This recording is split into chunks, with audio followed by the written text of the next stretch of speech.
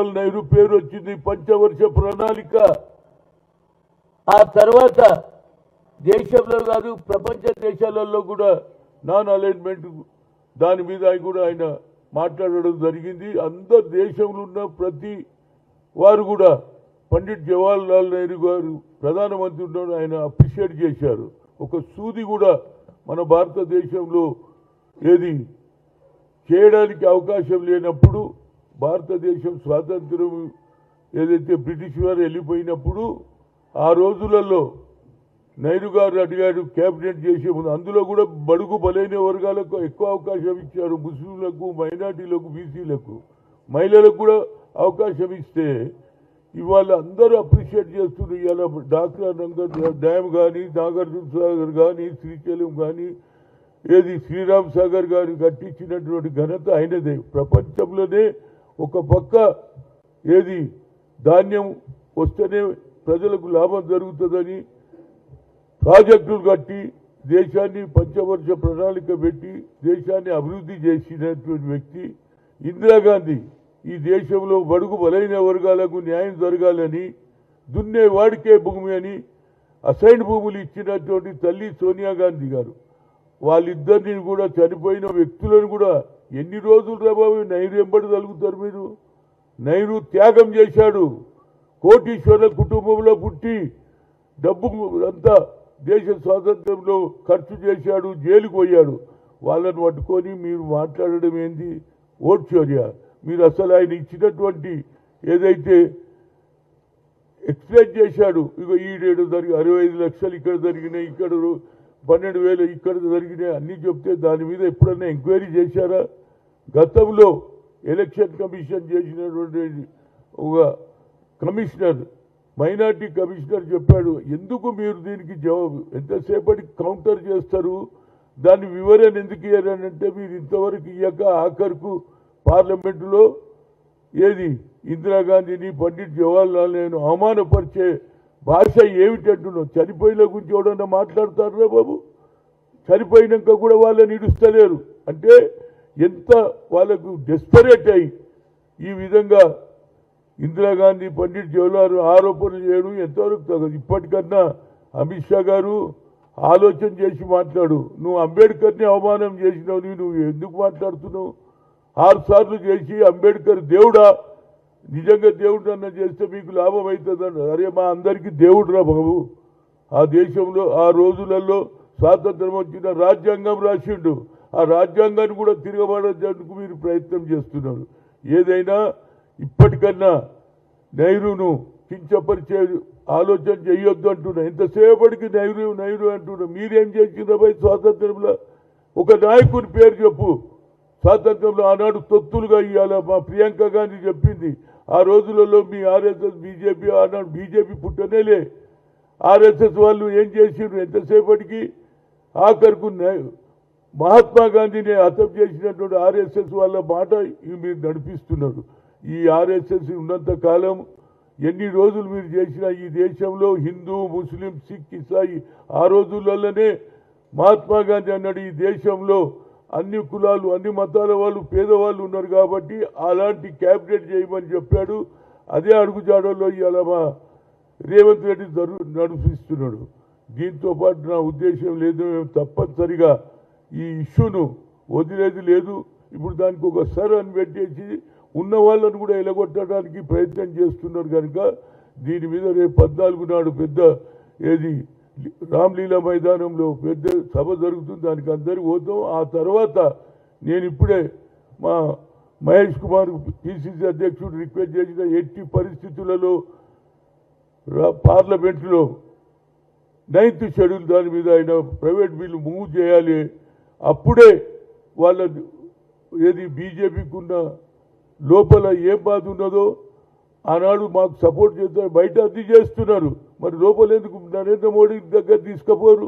మా ముఖ్యమంత్రి గారు చెప్పారు, నువ్వు పిలుస్తే మేమందరం వస్తాం, నువ్వు తీసుకో అపాయింట్మెంట్ అంటే ఆయన తీసుకోడు. మాత్రం అన్యాయం జరిగిందని ముసలి కన్నీరు కాస్తున్నారు. గతంలో బీఆర్ఎస్ వాళ్ళు కూడా సకల జనులు సర్వే చేశారు. మీరు ఎందుకు చేయలేరా? మా కమిట్మెంట్ ఉన్నది.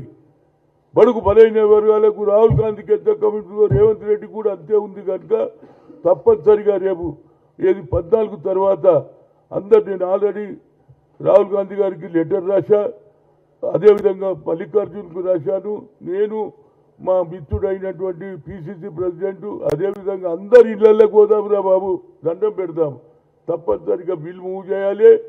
అప్పుడే నరేంద్ర మోడీ చిత్తశుద్ధి కనిపిస్తుంది. కేవలం ఇంతవరకు 3 సార్లు అయినాను, ఎప్పుడన్నా బీసీల గురించి పట్టించుకున్నాడా?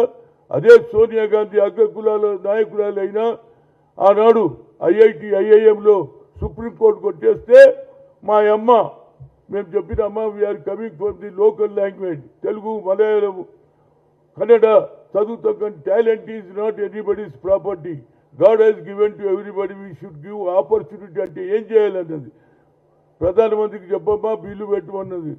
మన్మోహన్ సింగ్ గారు బిల్లు పెడితే పాస్ అయింది. ఇవాళ మా పిల్లలందరూ 1,20,000 ఏది ఐఐటీలో చదివిన విద్యార్థులు చదువుతూ all India institute of medical సైన్స్లో డాక్టర్లు అవుతున్నారు. ఇది మా అచీవ్మెంట్. నరేంద్ర మోడీ అచీవ్మెంట్ ఎంతో చూపించమని ఇప్పటిదానికా ఏ బీసీలకు న్యాయం చేసిండో చూస్తున్నా. అదే రాహుల్ గాంధీ గారు అగ్రకులాల్లో పుట్టినా తప్పనిసరిగా నేను చేస్తానన్నాడు. ఆయన ప్రధానమంత్రి అయితే చేస్తుంటే, అయినా ఇవాళ బీయింగ్ అపోజిషన్ లీడర్గా తప్పనిసరిగా బిల్లు మూవ్ చేస్తే వాస్తవాలు బయటకు వస్తుంది. తప్పనిసరిగా ఇవాళ కాకుండా రేపు పార్లమెంటులో ఎవరికి నిజంగా బీసీల మీద ప్రేమ ఉందో తేలిపోతుంది. ఇక్కడ కేవలం మీటింగ్లు ఎన్ని పెట్టినా అది వేస్ట్. నేను అందరికీ చెప్పిన బీసీ సంఘాలకు మిత్రులకు, అయ్యా ఈడేం కాదురా బాబు, 9th షెడ్యూల్లో ఇందిరా సాహని కేసులో ఒక రిస్ట్రిక్షన్ పెట్టిండ్రు. ఆ రిస్ట్రిక్షన్ పోవాలంటే 9th షెడ్యూల్లో పెట్టినప్పుడే మాకు న్యాయం జరుగుతుంది. దాని గురించి నేను అయితే ఓబీసీ ఎంపీగా గతంలో ఐఐఎంలో సోనియా గాంధీ ఆలోచనతో చేసినాం. ఈ ప్రధానమంత్రి తనకు తాను ఓబీసీ అంటాడు, కానీ నేను 3 సార్లు కలిసిన మా జనాభా ఎక్కువ, మాకు ఒక సెపరేట్ మినిస్ట్రీ అలా సెపరేట్ బడ్జెట్ అది చేయలే, క్రిమినల్ ఎత్తేయమంటే అది ఎత్తేయలే, ఆఖరికి కులగన చేయమంటే కూడా చేయలే. కానీ ఇవాళ మా రాష్ట్రంలో రాహుల్ గాంధీ ఆలోచన ఇంప్లిమెంట్ చేసిన ఏకైక నాయకుడు అది రేవంత్ రెడ్డి. తప్పనిసరిగా రేపు పార్లమెంట్లో బిల్ పెడతాం. తప్పనిసరిగా ఎవరు సపోర్ట్ చేస్తారు, ఎవరు చేయలేరు వాళ్ళని మేము ఎక్స్పోజ్ చేస్తాం. కానీ రోజు ప్రెస్ కాన్ఫరెన్సులు పెట్టి మమ్మల్ని తిట్టడం న్యాయం కాదు. ఏం తప్పు చేసిండు రేవంత్ రెడ్డి? 150 కోట్లు శాంక్షన్ చేసిండు, క్యాబినెట్లో నిర్ణయం తీసుకున్నాడు, అసెంబ్లీలో బిల్లు పెట్టిండు, పాస్ అయినాక కూడా గవర్నర్ గారు దానికి ఇచ్చినటువంటి దాని మీద ఆర్డినెన్స్ కూడా సంతకం చేయరు, కోల్డ్ స్టోరేజ్లో పెడతారు.